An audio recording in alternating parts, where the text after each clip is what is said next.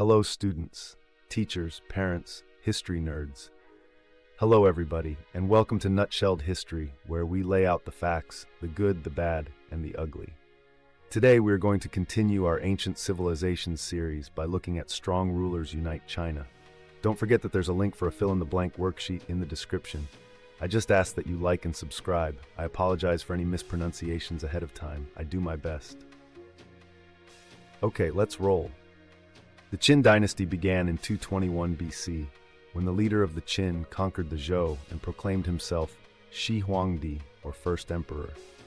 He centralized his power by adhering to legalism, a philosophy that said that strength, not goodness, was a ruler's greatest virtue.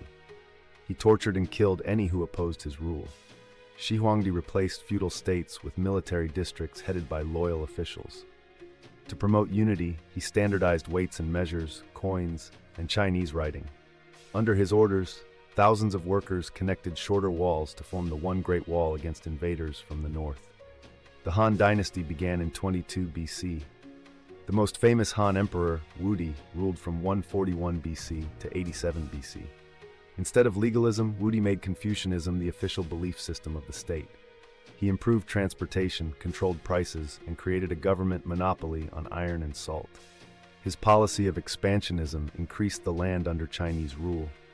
He also opened a network of trade routes, later called the Silk Road. Han rulers chose Confucian scholars as government officials or civil servants.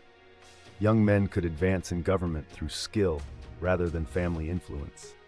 They might be tested on their knowledge of the five classics, a collection of histories, poems, and handbooks compiled from the works of Confucius and others. The Han dynasty was a golden age for Chinese culture. Han scientists wrote texts on chemistry, zoology, and botany. The Han invented the seismograph, suspension bridge, rudder, and paper from wood pulp. Medical treatment included acupuncture to relieve pain or treat illness. Artisans created products from jade, ceramics, bronze, and silk. Poets and historians wrote about the grandeur of Han cities. As the Han dynasty aged, emperors could no longer control warlords or local military rulers. Peasants rebelled. The last emperor was overthrown in AD 220, after 400 years of Han rule. Buddhism had spread from India to China by about AD 100. It became increasingly popular during the times of crisis that followed the fall of the Han, and by AD 400 it had spread throughout China. And now it's recap time.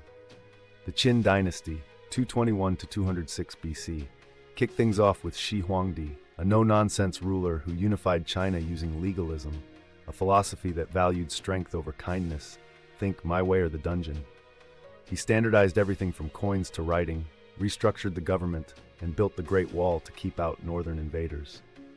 The Han dynasty, 202 BC, AD 220, took a softer approach under Emperor Wudi, who swapped legalism for Confucianism, expanded trade via the Silk Road, and boosted culture with innovations like paper and acupuncture.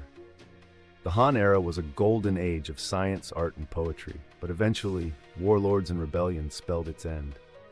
By AD 400, as China faced chaos, Buddhism stepped in, spreading peace and meditation like an ancient self-help trend.